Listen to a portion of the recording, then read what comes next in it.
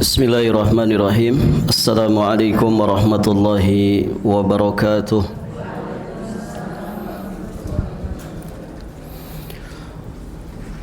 Alhamdulillahi rabbil alamin. Wal aqibatu lil muttaqin wa la udwana illa 'alal zalimin. Asyhadu an la ilaha illallah wahdahu rabbi la syarikalah. Wa asyhadu anna Muhammadan abduhu wa rasuluh. Qala Allah ta'ala fi kitabihil karim, ya ayyuhalladzina amanu taqullaha haqqa tuqatih wa la tamutunna illa wa antum muslimun, amma ba'd. Allahumma inna nas'aluka ilman nafi'an wa rizqan tayyiban wa amalan mutaqabbala. Para hadirin akhwat wa ummahat fillah rahimani wa rahimakumullah. Alhamdulillah, pada siang hari ini insyaallah taala kita akan melanjutkan pembahasan bab di dalam kitab Tauhid tentang firman Allah Subhanahu wa taala di surat Al-Qasas ayat ke-56. Berikutnya berkata muallif Al-Imam Syekhul Islam Muhammad At-Tamimi An-Najdi Al-Hambali alaihi rahmatullah, dan di dalam As-Sahih yang dimaksud adalah Sahih Al-Bukhari juga Sahih Muslim, dari jalan sahabat, dari jalan Ibnul Musayyab, dari bapaknya beliau berkata, Ibnul Musayyab yang dimaksud adalah Sa'id bin Al-Musayyab bin Hazan bin Abi Wahab Al-Makhzumi, salah seorang ulama fikih yang 7 dan salah seorang dari tabi'in, di mana Ali bin Al-Madini rahimahullahu taala beliau berkata, aku tidak mengetahui ada selainnya yang lebih luas ilmunya darinya. Inilah Sa'id bin Al-Musayyab. Beliau meriwayatkan dari bapaknya,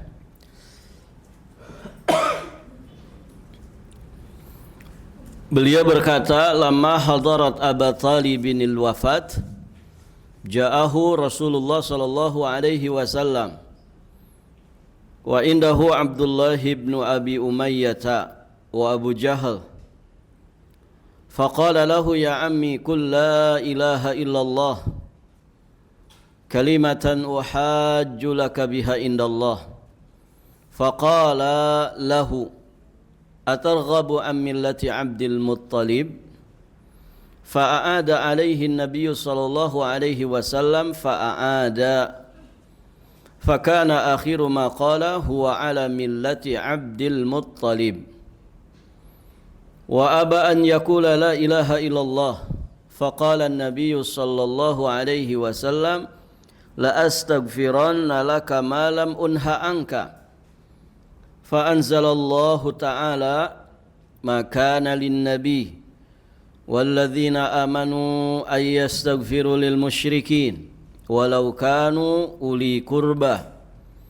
Wa anzalallahu fi Abi Talibin innaka la tahdi man ahbabta walakinna Allah yahdi man yasha wa huwa a'lamu bil muhtadin. Taib, ibu-ibu yang dirahmati Allah, pada saat ajal datang hendak menjemput Abu Talib. Siapa Abu Talib? Pamannya Nabi sallallahu alaihi wasallam. Maka Rasulullah sallallahu alaihi wasallam datang menjenguknya. Sementara di sisinya Abu Talib sudah ada Abdullah bin Umayyah, juga Abu Jahal. Dua-duanya tokoh besar Quraisy. Maka kemudian Nabi bersabda, ya ammi, wahai pamanku. Ammi itu paman dari jalur bapak. Kalau paman dari jalur ibu namanya apa, Bu? Khal, ya. Ada am, ada khal. Khal itu paman dari jalur ibu. Ya ammi, wahai pamanku, qul, katakanlah, ucapkanlah la ilaha illallah. Jadi di sini Nabi mentalkin Abu Thalib dengan talqin atau dengan kalimat la ilaha illallah. Tentu harapannya kalau Abu Thalib ini berhasil mengucapkan kalimat itu, maka berarti dia masuk ke dalam dinul Islam. Sekaligus kalau kemudian kalimat ini juga yang menjadi penutupan usianya, maka dia akan mendapatkan keistimewaan berdasarkan hadis Nabi, man kana akhiru kalamihi la ilaha illallah dakhalal jannah.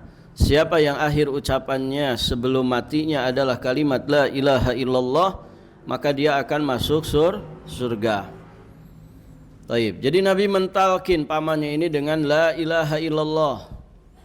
Kemudian kata Nabi, kalimatan uhajjulaka biha indallah.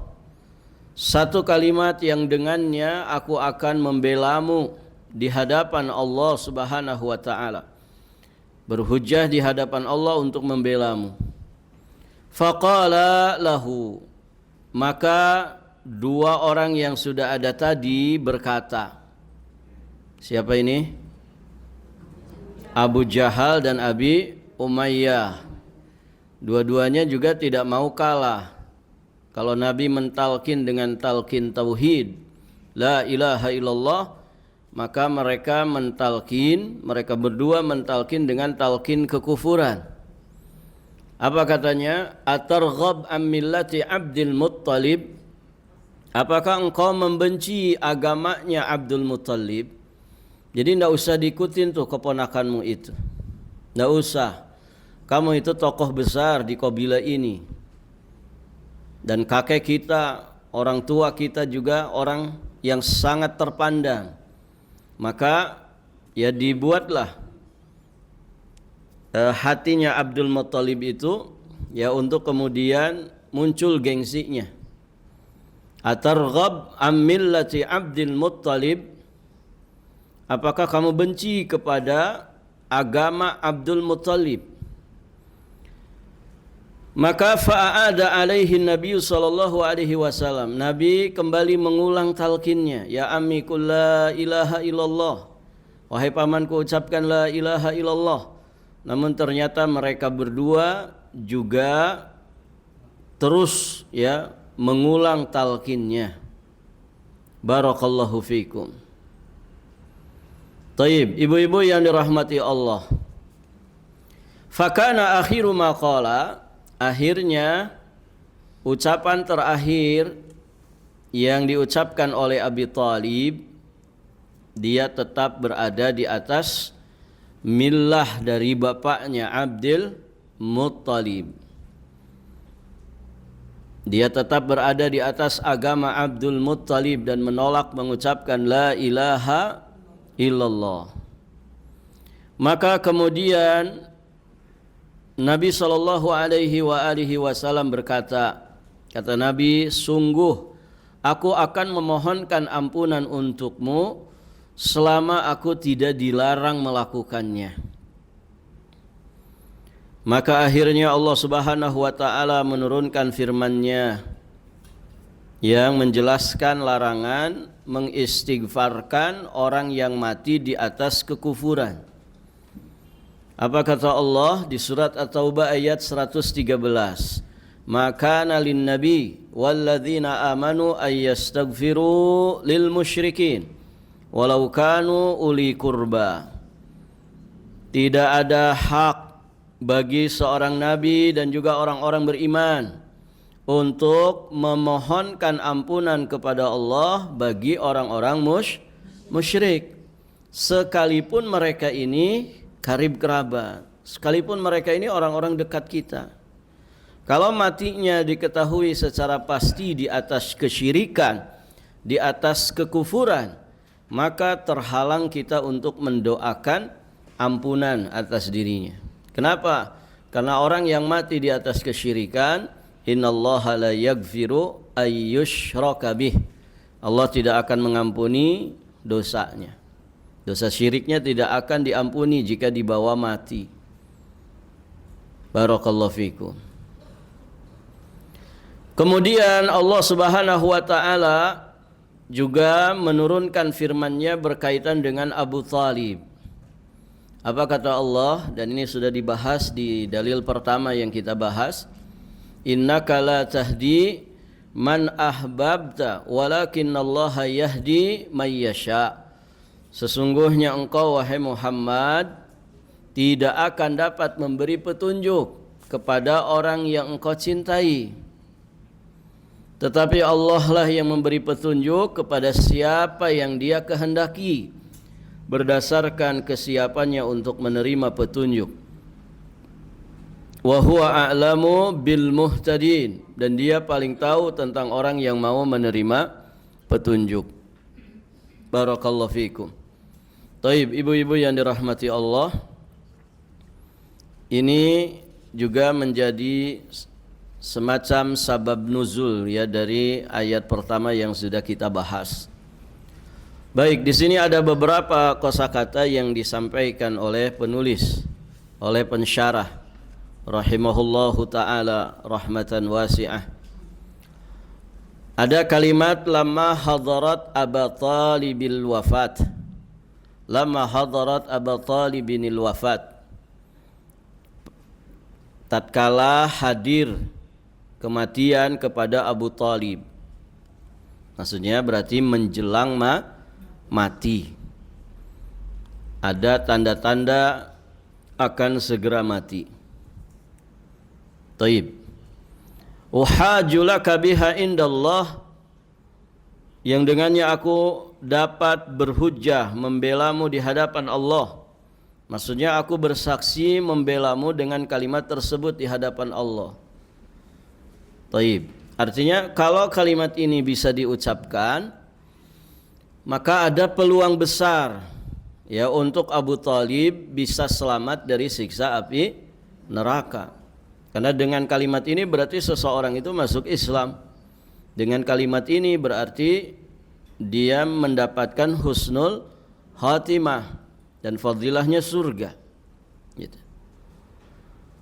Kemudian kalimat huwa ala millati Abdul Muttalib, dia tetap berada di atas agamanya Abdul Muttalib.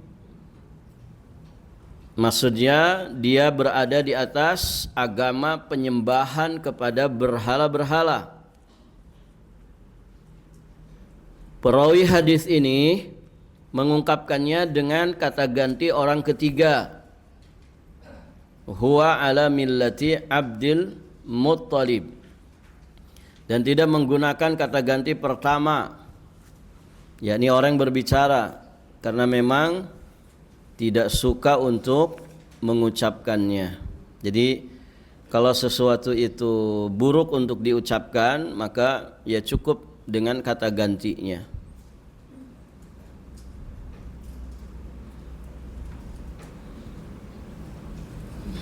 Taib, ibu-ibu yang dirahmati Allah.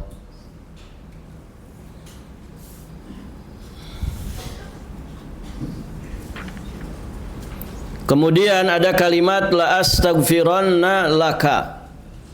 La astaghfiranna laka. Sungguh aku akan mengistighfarkan, memohonkan ampunan kepada Allah untukmu. Taib, ibu-ibu yang dirahmati Allah. Kalimat ini muncul dari apa, Bu? Kalimat ini diucapkan Nabi saking apanya? Saking cintanya beliau, sayangnya beliau kepada pamannya. Karena yang membela, melindungi dakwah beliau diantaranya adalah pamannya selain istrinya Khadijah binti Khuwailid. Barakallahu fikum. Sangat besar perjuangannya, pembelaannya, perlindungannya terhadap dakwah Nabi sallallahu alaihi wa alihi wasallam. Artinya termasuk yang berjasa di dalam dakwah. Maka saking cintanya Nabi ingin supaya pamannya ini dapat hidayah Islam, ya beliau di penghujung hayat pamannya ini betul-betul ya memperhatikan dan mengajaknya kepada keselamatan. Ya, setelah ternyata juga matinya tidak sampai mengucapkan kalimat la ilaha illallah ini, maka beliau berazam untuk mendoakan atau memohonkan ampunan kepada Allah Subhanahu wa taala atas dirinya. Namun ternyata kan dijawab oleh Allah Subhanahu wa taala bahwa tidak selayaknya mengistighfarkan orang-orang yang mati di atas kekufuran. Maka nalin nabi, tidak ada nabi, maksudnya tidak selayaknya. Dan ini adalah kalimat berita tetapi maknanya larangan. Artinya Nabi dilarang mengistighfarkan pamannya yang mati di atas kekufuran. Ada kalimat uli kurba. Uli kurba itu orang-orang yang memiliki hubungan kekerabatan dengan Nabi Shallallahu Alaihi Wasallam dan juga orang-orang beriman. Ya, bahasa kitanya kerabat. Kerabat itu bahasa apa, Bu?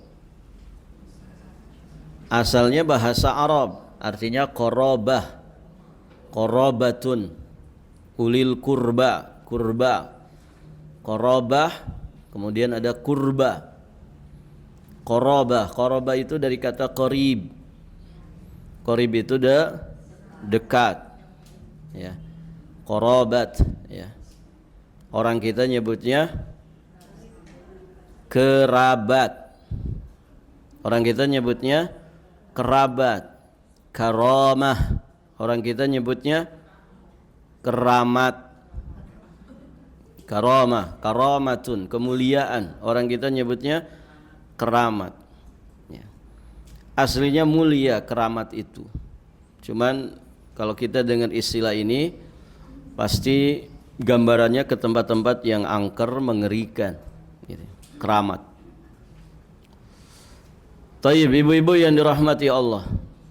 Kita lanjut penjelasan secara ijmali, secara global dari hadis ini.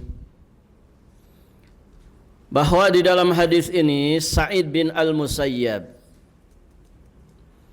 beliau mengabarkan kepada kita bahwasanya ketika tanda-tanda kematian datang kepada Abu Talib, yakni pamannya Nabi, maka Nabi meminta darinya untuk mengucapkan la ilaha illallah. Beliau menuntunnya, mentalkinnya, agar dengan itu beliau memberikan kesaksian untuk pamannya ini nanti di hadapan Allah. Namun demikianlah ternyata teman-teman duduknya yang buruk mengorbankan fanatisme jahiliyah, mengobarkan fanatisme jahiliyah, ta'assub jahili pada diri Abu Talib dan menyebutkan nenek moyangnya. Oleh karena itu dia pun menyatakan tetap di atas agamanya Abdul Muttalib, lalu dia pun mati di atas itu. Nabi Shallallahu Alaihi Wasallam kemudian bersumpah bahwa beliau akan memohonkan ampunan untuk pamannya ini selama Allah Subhanahu Wa Taala tidak melarang beliau melakukannya, dan benar beliau terus mohonkan ampunan hingga turun larangan dari Allah. Barakallahu fikum. Taib, ibu-ibu yang dirahmati Allah, kita lanjutkan menjelaskan beberapa faidah yang bisa kita ambil dari riwayat ini. Pertama, bolehnya menjenguk orang musyrik yang sedang sakit jika diharapkan keislamannya. Jika diharapkan keislamannya, boleh menjenguk orang yang sedang sakit dan dia bukan muslim. Tentu menjenguknya seorang muslim ya tidak hanya kepada orang kafir, ya bahkan kepada sesama muslim saja mesti ada nilai-nilai kebaikan yang diberikan, kan begitu. mendoakan. Kalau sesama muslim berarti mendoakan kesembuhan, ya, mendoakan kesembuhan sekaligus mendoakan pahala besar atas sakit yang diderita. Makanya doa kalau kita menjenguk orang sakit itu apa, Bu? Doanya apa? As'alullaha ayyashfika, gitu. La ba'sa tahurun insyaallah, itu yang pendek. La ba'sa tahurun insyaallah, ndak apa-apa insyaallah menjadi penggugur dosa, gitu kan? Atau boleh juga Allahumma rabban nas adhibil ba'sa ishfihi wa anta syafi la shifaa illa shifauka shifaan la yugadiru saqama. Kemudian adabnya gimana lagi? Dibesarkan hatinya, ya, supaya bersabar atas segala ujian ini. Kemudian berikhtisablah hanya kepada Allah, memohon pahala dari sisi Allah Subhanahu wa taala. Kemudian ya doakan tadi dengan doa-doa kesembuhan, gitu ya. Intinya dibesarkan hatinya, ya. Nah, itu kepada sesama muslim. Kepada orang-orang di luar Islam juga demikian. Namun doanya adalah doa hidayah. Ya, semoga Bapak cepat sembuh, Ibu cepat sembuh. Semoga nanti kalau sembuh, ya, bisa mendapatkan hidayah dari Allah Subhanahu wa taala. Begitu. Ada yang pernah jenguk orang di luar Islam, Bu? Nah, itu doakan hidayah saja. Doakan hidayah, doakan kesembuhan, ya, supaya dia sembuh, kemudian dapat hidayah Islam. Taib, ibu-ibu yang dirahmati Allah. Kemudian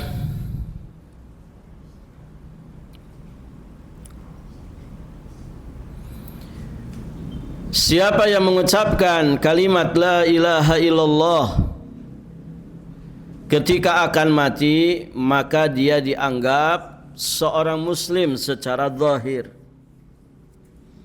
meski belum sempat beramal soleh. Jadi kalimat ini jika diucapkan, maka menjadikan non-muslim itu jadi muslim. Al-Islamu tahdim ma qablah. Al-Islamu, ya, keislaman seseorang itu akan menghancurkan, menghapuskan dosa-dosa sebelumnya. Ibarat kata, ibu yang dirahmati Allah, dia kembali dari nol. Dia kembali dari nol. Makanya ini harapannya besar. Nabi mentalkin beliau dengan harapan nanti bisa berhujjah di hadapan Allah untuk membela Abu Thalib. Nah, kalau itunya enggak ada, apa kemudian yang harus dijadikan sandaran oleh Nabi untuk memperjuangkan, membela pamannya ini di hadapan Allah? Enggak ada. Makanya ibu bersyukur kita hidup ini bisa mengucapkan la ilaha illallah.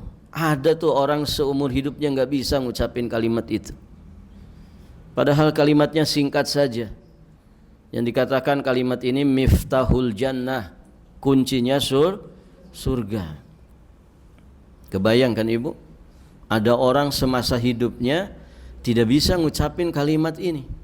Padahal pendek saja, la ilaha illallah, cuman 4 kata. La ilaha illa Allah, 4 kata aja ini.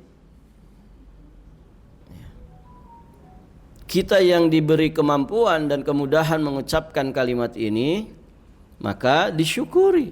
Ada nih orang model Abu Thalib ini, seumur hidupnya enggak bisa mengucapkan la ilaha illallah. An-nutku bi kalimat la ilaha illallah ni'mah azimah. Orang bisa ngucapin kalimat ini termasuk nikmat yang besar. Kalau kita sadar nikmat ini besar, maka berarti wajib harusnya juga sadar untuk mensyukurinya. Bagaimana cara mensyukuri kalimat ini? Yang mudah kita ucapkan dengan lisan kita dengan cara dipelajari. Dia memang kunci surga. Namun ingatlah bahwa kunci itu biasanya ada geriginya. Kan begitu. Artinya tidak cukup dengan an-nutqu bila ilaha illallah. Kita berusaha untuk kemudian mempelajari dengan sebaik-baiknya. Nah, maka mudah-mudahan apa yang sedang kita usahakan, ikhtiarkan, mempelajari tauhidullah azza wa jalla, ini bagian daripada rasa syukur kita kepada Allah yang telah memudahkan kita bisa mengucapkan kalimat ini. Belajar tauhid, belajar akidah Islam.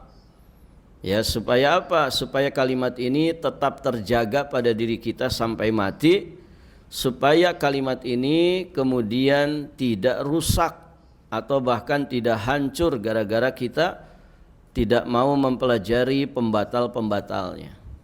Ya, kesyirikan itu diantara pembatal utama dari kalimat la ilaha illallah. Taib, ibu-ibu yang dirahmati Allah.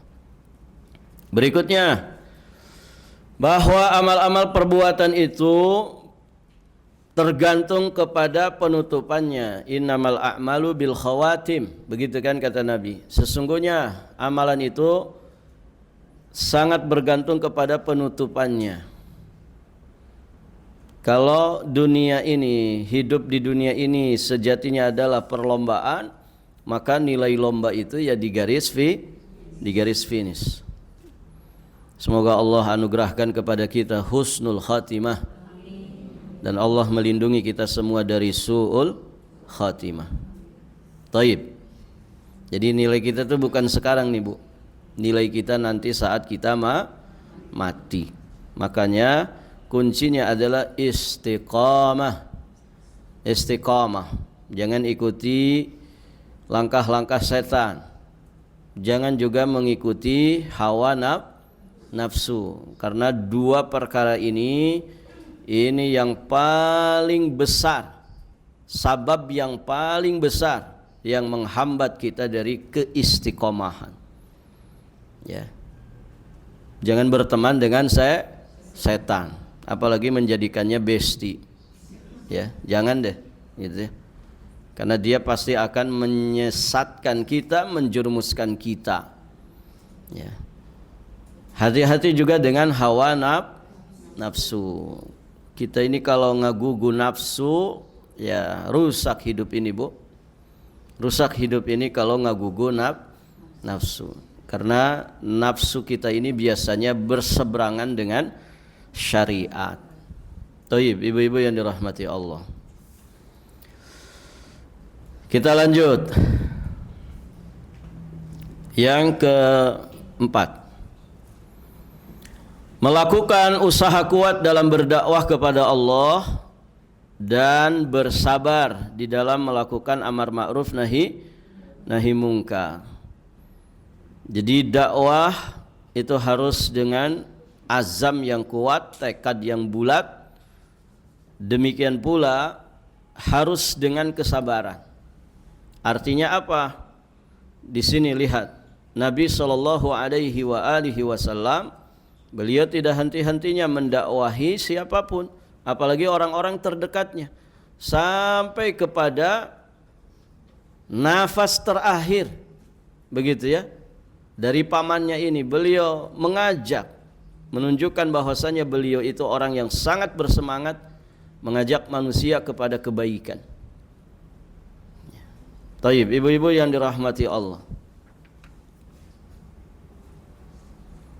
Pelajaran berikutnya, hadis ini juga membantah orang yang mengira bahwa Abu Thalib dan para pendahulunya masuk Islam. Jelas kalau dari riwayat ini dia mati di atas kekufuran, di atas agama penyembahan berhala. Hadis ini juga menjelaskan madarat teman yang buruk bagi seseorang. Jadi hati-hati milih teman. Hati-hati ya untuk memilih sahabat. Berteman silahkan dengan siapapun, ya. Karena pada dasarnya hidup ini pasti kita berinteraksi dengan sesama manusia dengan beragam karakternya, dengan ya beragam model, ya jenisnya. Macam-macam kita itu punya teman. Namun ibu-ibu yang dirahmati Allah, berhati-hati, jangan menjadikan teman karib, sahabat, teman dekat dari orang-orang yang buruk. Bersirkellah dengan orang-orang yang sama-sama sedang berproses ke arah yang lebih baik. Hati-hati dari teman buruk, ya. Walaupun hanya sekedar nostalgia. Kan kadang ada ibu ya nostalgiaan, ketemu teman lama, ya dulu satu geng waktu SMA, ya. Akhirnya ketemu ya setelah rada tua seperti ini. Akhirnya kita nostalgiaan, yuk. Nggak apa-apalah seminggu ini mumpung kamu ada sama saya, kita nostalgiaan masa-masa nakal di sekolah dulu. Bahaya itu, Bu. Walaupun kenakalannya barakallahu fikum mungkin kenakalan yang pada dasarnya tidak terlalu masalah, ya. Apalagi nakal secara syariat, jangan. Karena banyak kasus ibu-ibu yang dirahmati Allah, ya akhirnya orang itu bisa mati su'ul khotimah gara-gara nostalgiaan sama temennya dulu, ya. Kemudian mengenang masa-masa nakalnya dulu di sekolah atau bahkan mungkin di pesantren, kebawa mati, kebablasan, na'udzubillah, ya. Sama acara-acara reunian juga begitu tuh. Saya beberapa kali disuruh ngisi pengajian. Acara apa Pak? Reunian Ustaz. Ini bapak-bapaknya sekarang mungkin mepet-mepet usia 50. Reunian apa? SMP. Jadi yang satu SMP, ya, itu hati-hati. Si bapaknya pesan, Ustaz nanti tolong senggol-senggol ya. Apanya yang disenggol? Pembahasannya Ustaz. Bahas apa Pak? Ustaz, kalau habis acara reunian gini tuh suka banyak terjadi perselingkuhan. Gitu. Maksudnya gimana Pak? Iya, itu kan teman-teman tuh pada ketemuan tuh nanti di acara reunian nih, walaupun formatnya pengajian, gitu ya. Ya alhamdulillah kalau formatnya pengajian. Kalau formatnya hiburan, gathering apa namanya itu, wah itu bahaya. Ibu-ibu yang dirahmati Allah. Jadi mereka ketemuan, akhirnya yang dulu pernah apa namanya Bu, ya, cinta monyet begitu ya, akhirnya CLBK gitu. Cinta lama belum kelar gitu ya. Nah itu yang terjadi. Nah itu kan bahaya. Si fulan ternyata sekarang mah gagah, ganteng, pengusaha besar lagi, jadi orang kaya. Ya padahal dulu paling jelek di kelas gitu. Kan bahaya itu. Ya.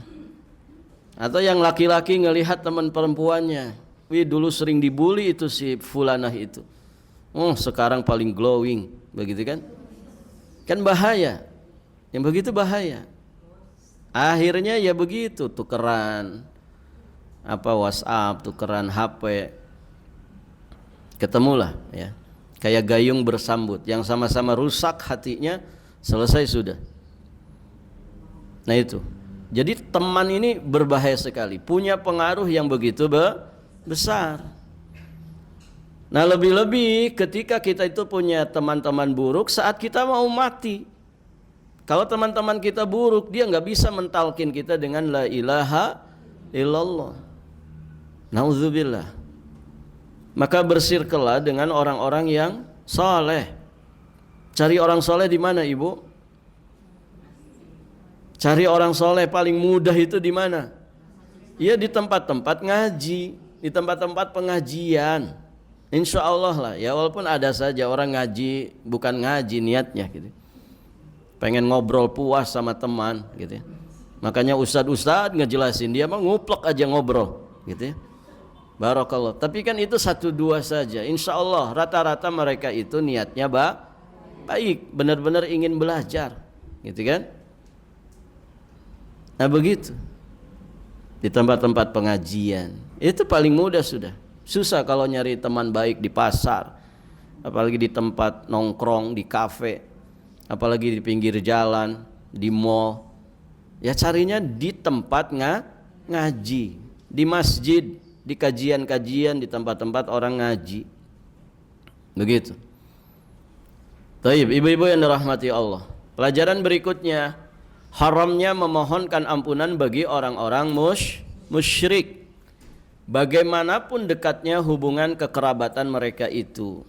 Ya. Jadi haram.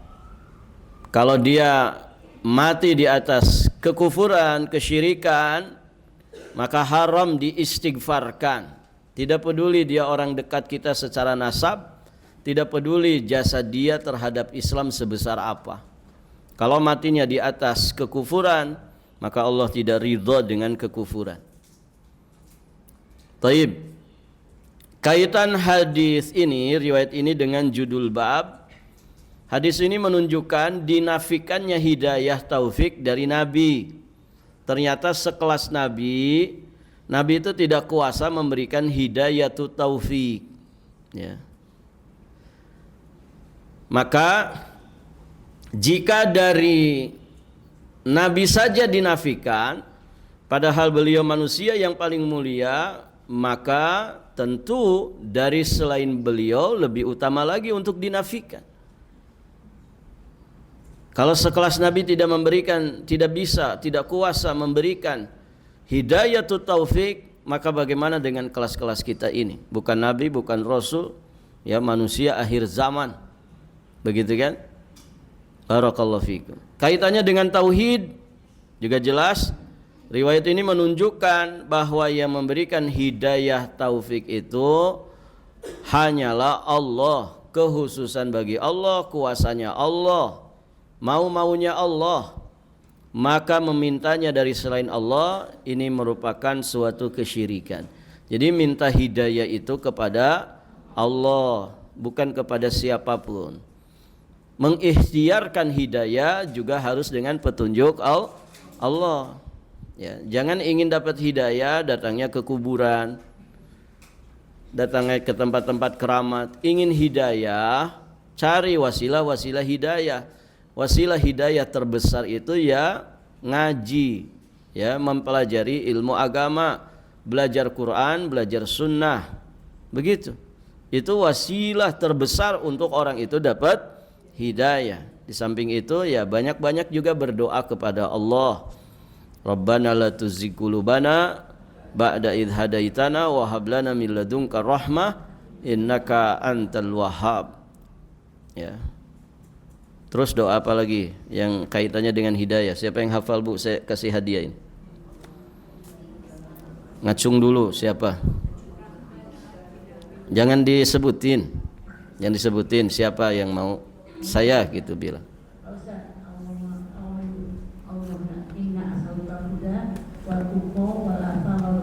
Wal afafa. Barakallahu fiik. Ini dapat hadiah. Ibu di mana? Di bawah, di atas? Di bawah. Nanti dapat ya. Ini ada buku. Siapa lagi? Doa supaya kita dapat hidayah.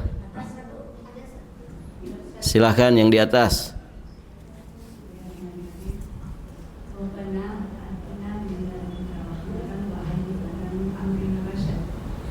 Barakallahu fiik. Surat apa itu? Al-Kahfi. Dapat Ibu Afan. Yang di atas kan? Dari atas. Siapa lagi, Bu? Masih ada 2 ini. Pendek-pendek aja doanya.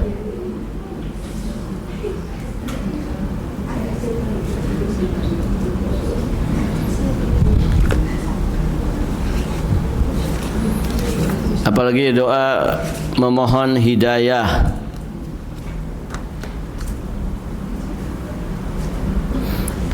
Allahummanya hafal kan? Allahumma hdini wasaddidni. Allahumma hdini wasaddidni. Ya Allah, berikanlah hidayah kepadaku dan anugerahkanlah sadad kepadaku. Sadad itu muwafaqatus sunnah, ya, mencocoki sunnah Nabi, berada di atas jalan sunnah Nabi, itu sadad artinya. Allahumma hdini wasaddidni. Atau ya muqallibal qulub tsabbit qalbi ala dinik. Atau Allahumma ya musarrifal qulub sarrif qulubana ala ta'atik. Ya, Ustadz yang dapat hadiah. Baik, Ibu yang dirahmati Allah, sampai di sini saja pelajaran kita. Alhamdulillah, bab ini sudah selesai kita bahas. Berikutnya nanti kita akan membahas bab ke-18.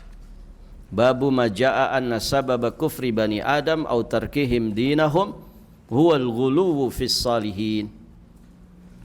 Bab penjelasan tentang bahwa sebab kekafiran manusia dan sebab mereka meninggalkan agama adalah karena sikap ghulu, sikap berlebih-lebihan terhadap orang-orang saleh. Orang saleh itu dihormati iya, dimuliakan iya, tapi dengan batasan yang telah ditetapkan Allah. Tidak boleh berlebih-lebihan.